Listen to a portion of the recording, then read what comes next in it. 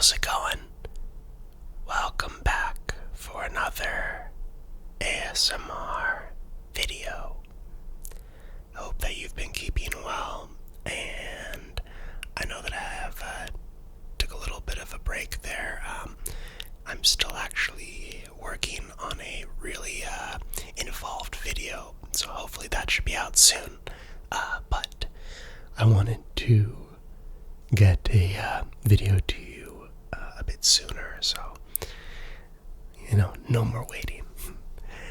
That said, I thought it would be a really good time for us to revisit one of my favorite books, which is The Hobbit. So, the last we left off was Chapter 2, and I think we are due for Chapter 3. So, let's start off by lighting our candle and just setting the mood for a reading of this lovely book here. So, just like that.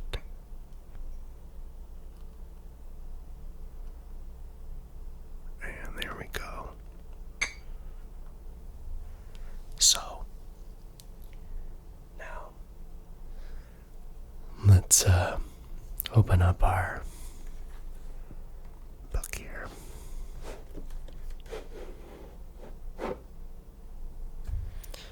And we can turn to our chapter. I always love opening this book up because it's just this gold lining here. Just really reminds me of Middle Earth, and you can almost imagine them owning a book like this. So let's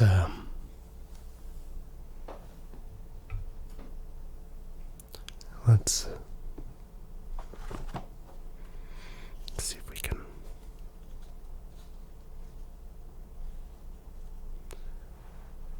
find our page. So you can see here, The Hobbit. There and Back Again by J.R.R. Tolkien. So,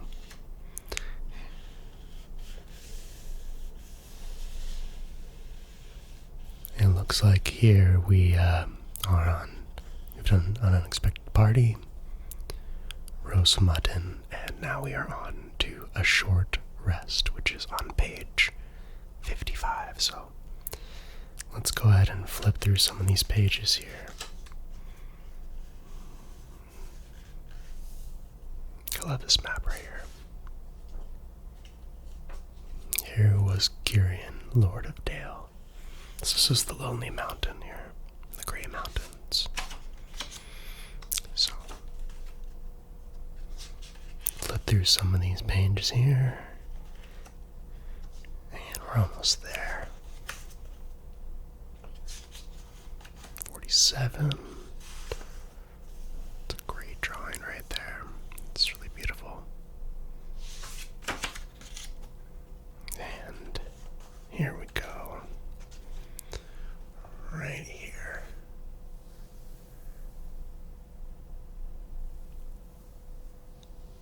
So, let's go ahead and begin our story.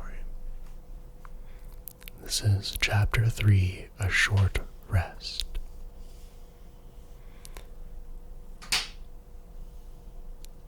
They did not sing or tell stories that day, even though the weather improved, nor the next day, nor the day after. They had begun to feel that danger was not far away on either side. They camped under the stars, and their horses had more to eat than they had, for there was plenty of grass. But there was not much in their bags, even with what they had got from the trolls. One morning, they forded a river at a wide, shallow place, full of the noise of stones and foam. The far bank was steep and slippery. When they got to the top of it, leading their ponies, they saw that the great mountains had marched down very near to them. Already they seemed only a day's easy journey from the feet of the nearest. Dark and drear it looked, though there were patches of sunlight on its brown sides, and behind its shoulders the tips of snow peaks gloomed. "Is that the mountain?" asked Bilbo in a solemn voice, looking at it with round eyes.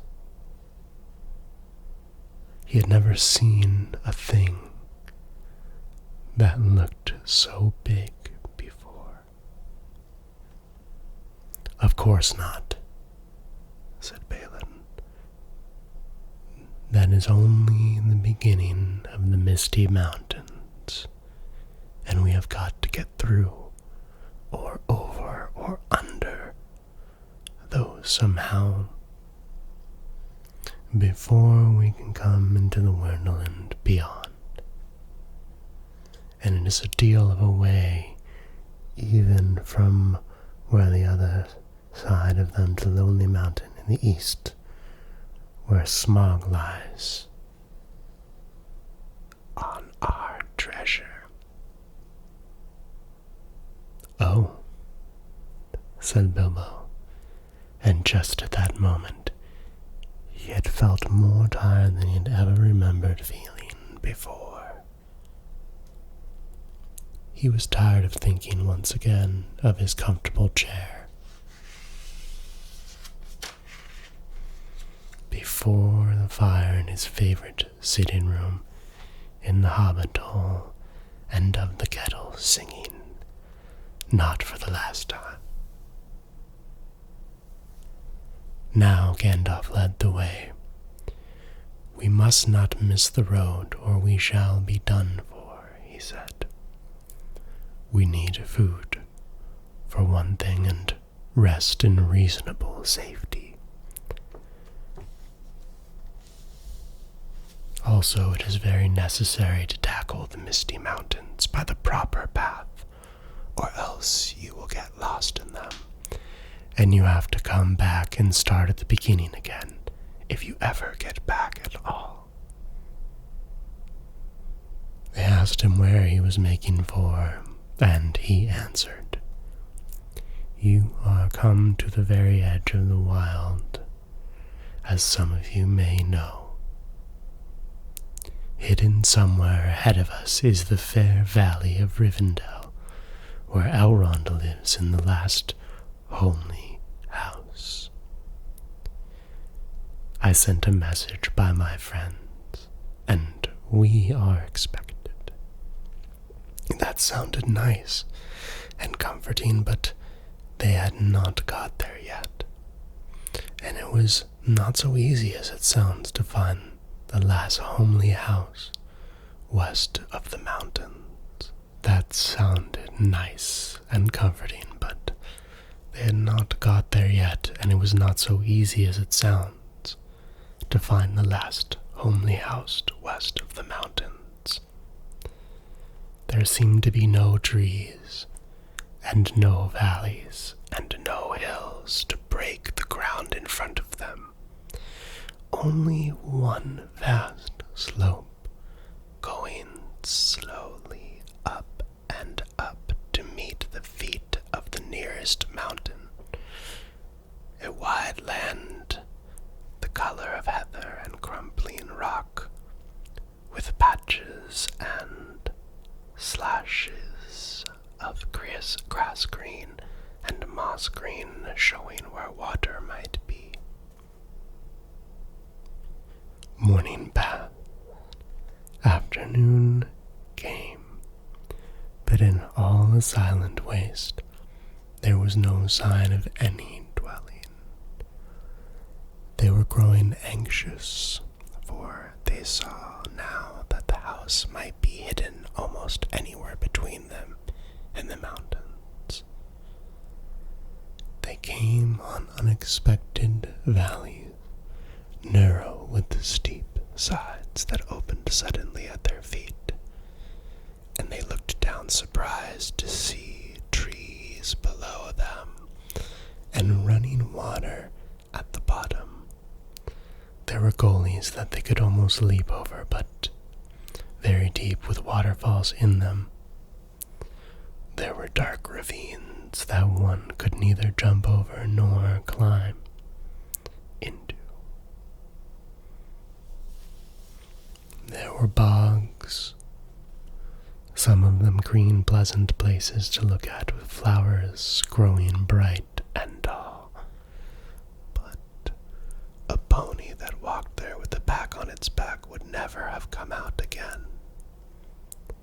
It was indeed a much wider land than the ford to the mountains than you ever would have guessed. Bilbo was astonished.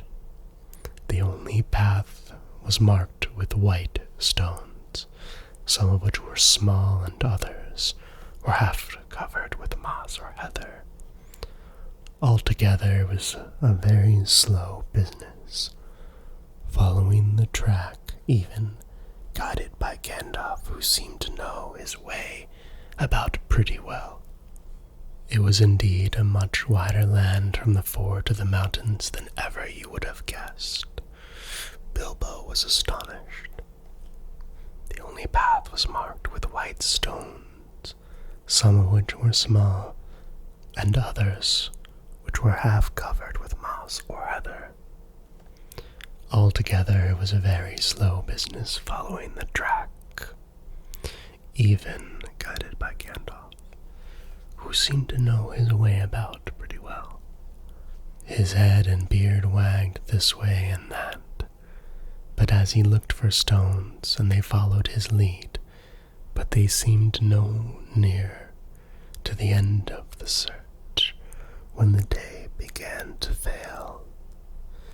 Tea time had long gone by, and it seemed supper time would soon do the same. There were moths fluttering about, and the light became very dim, for the moon had not yet risen. Bilbo's pony began to stumble over the roots and the stones. They came to the edge of a steep fall in the ground so suddenly that Gandalf's horse nearly slipped down the slope. "Here it is at last," he called, and the others gathered around him and looked over the edge. They saw a valley far below. They could hear the voice of hurrying water in a rocky bed at the bottom. The scent of trees was in the air, and there was a light on the valley side of the water. Bilbo never forgot the way they slithered and slipped in the dusk down the steep, zigzag path into the secret valley of Rivendell. The air grew warmer as they got lower, and the smell of the pine trees made him drowsy, so that every now and again he nodded and nearly fell off, or bumped his nose on the pony's neck. Their spirits rose as they went down and down.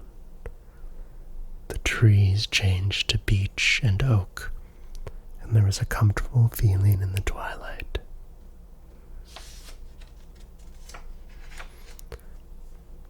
The last green had almost faded out of the grass when they came at length to an open glade not far above the banks of the stream. It smells like elves, thought Bilbo, and he thought up at the stars. They were burning bright and blue.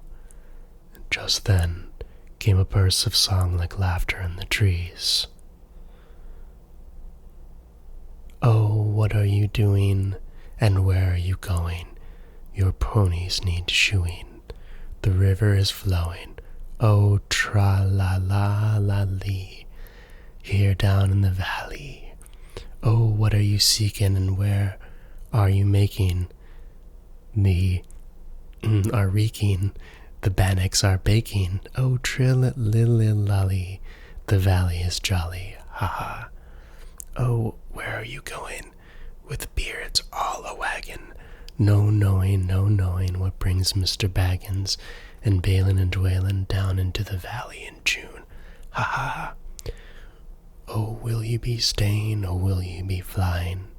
Your ponies are straying, the daylight is dying.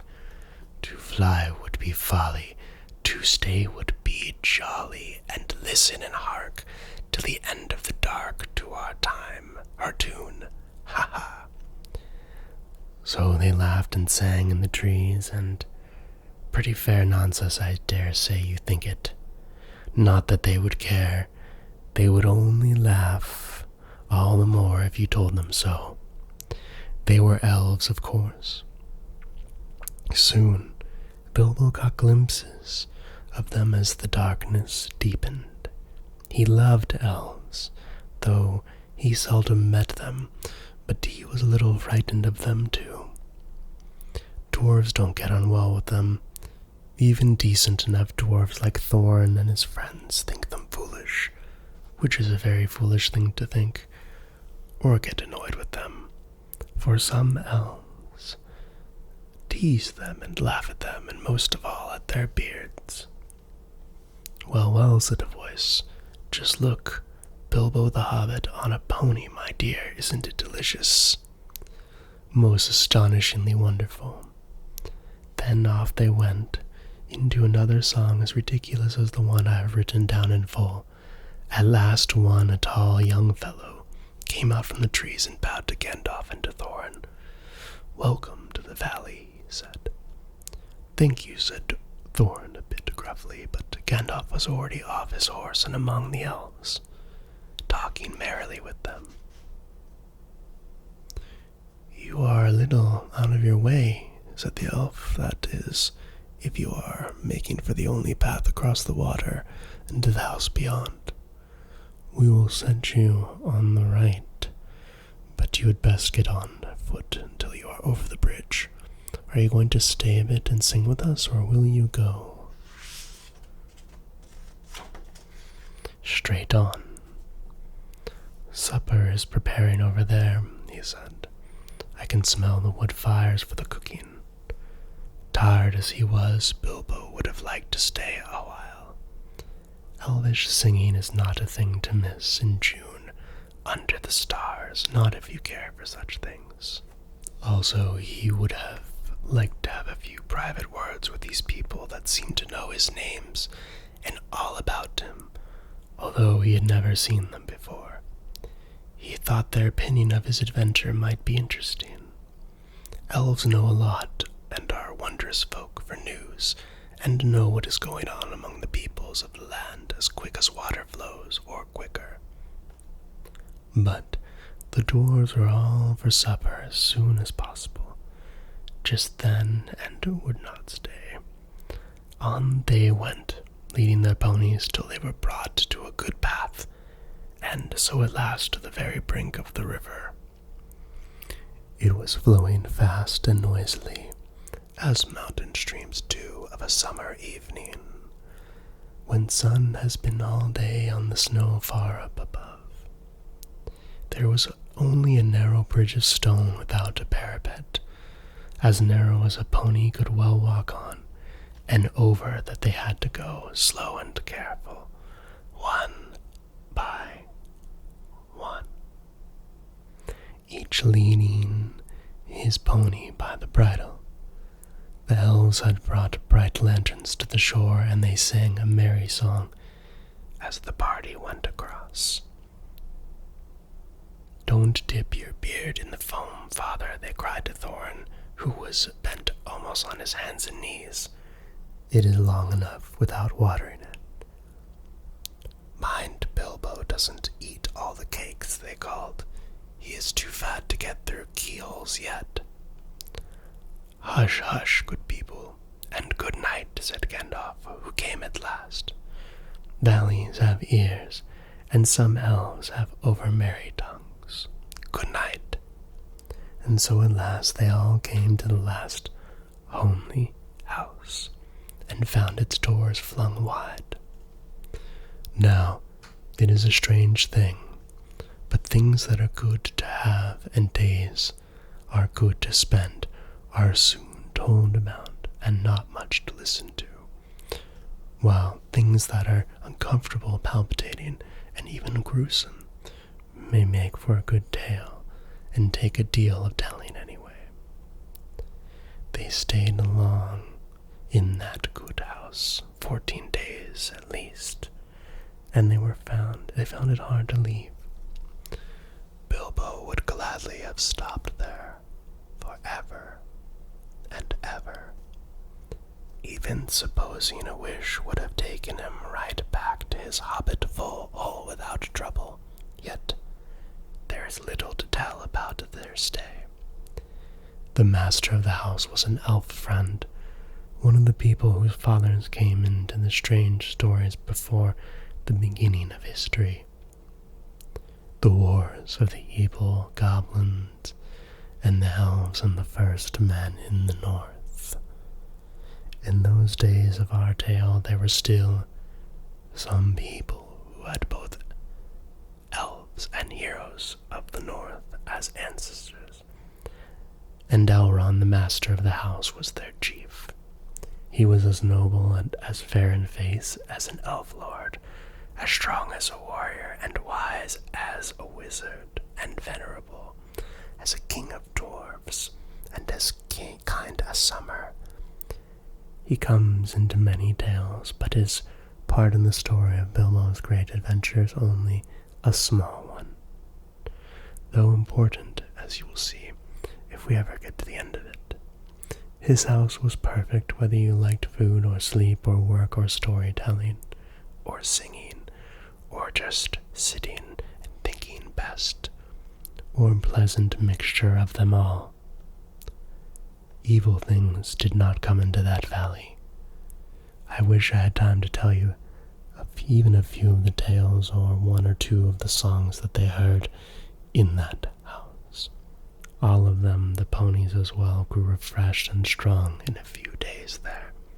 Their clothes were mended as well as their bruises, their tempers, and their hopes. Their bags were filled with food and provisions light to carry, but strong to bring them over the mountain passes. Their plans were improved with the best advice, so the time came to Midsummer's Eve, and they were to go on again with the early sun on midsummer morning. Elrond knew all about runes of every kind. That day, he looked at the swords they had brought from the troll's lair, and he said, "These are not troll make.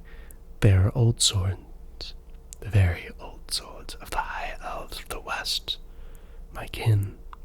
They were made in Gondolin for the goblin wars. They must have come from a dragon's hoard or goblin plunder, for dragons and goblins destroyed that city many ages ago. This thorn, the runes named Orcrist, the goblin cleaver in the ancient tongue of Gondolin, it was a famous blade. This, Gandalf, was Glamdring, foe hammer that the king of Gondolin once wore. Keep them well. Whence did the trolls get them, I wonder?" said Thorin, looking at his sword with new interest. "I could not say," said Elrond, "but one may guess that your trolls had plundered other plunderers, or come on the remnants of old robberies in some hole of the mountains of old. I have heard that there are still forgotten treasures of old to be found in the deserted caverns of the mines of Moria, since the Dwarf and Goblin War." Thorin pondered these words. "I will keep this sword in honor," he said. "May it soon cleave goblins once again." "A wish that is likely to be granted soon enough in the mountain," said Elrond. "But show me now your map." He took it and gazed long at it. and he shook his head. For if he did not altogether approve of dwarves and their love of gold, he hated dragons and their cruel wickedness, and he grieved to remember the ruin of the town of Dale and its merry bells, and the burned banks of the bright river running. The moon was shining in a broad silver crescent. He held up the map, and the white light shone through it. "What is this?" he says. "There are moon letters here, beside the plain runes, which say, 5 feet high the door, and 3 may walk abreast." "What are moon letters?" asked the hobbit, full of excitement.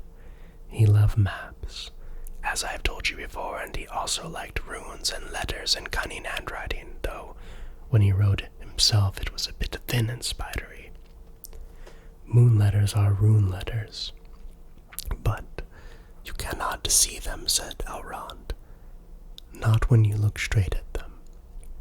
They can only be seen when the moon shines behind them, and what is more, with the most cunning sort, it must be a moon of the same shape and season as the day when they were written. The dwarves invented them, and wrote them with silver pens, as your friends could tell you. These must have been written on a midsummer's eve in a crescent moon a long while ago."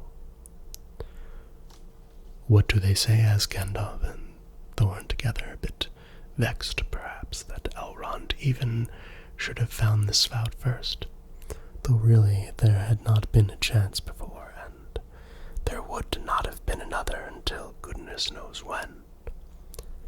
"Stand by the grey stone when the thrush knocks," read Elrond, "and the setting sun with the last light of Durin's day will shine upon the keyhole." "Durin, Durin," said Thorin. "He was the father of the fathers of the eldest race of dwarves, the Longbeards, and my first ancestor. I am his heir." "Then what is Durin's day?" asked Elrond. "The first day of the dwarves' new year," said Thorin, "is as all should know the first day of the last moon of the autumn on the threshold of winter. We still call it Durin's day when the last moon of autumn and the sun are in the sky together. But this will not help us much, I fear, for it passes our skill in these days to guess when such a time will come again."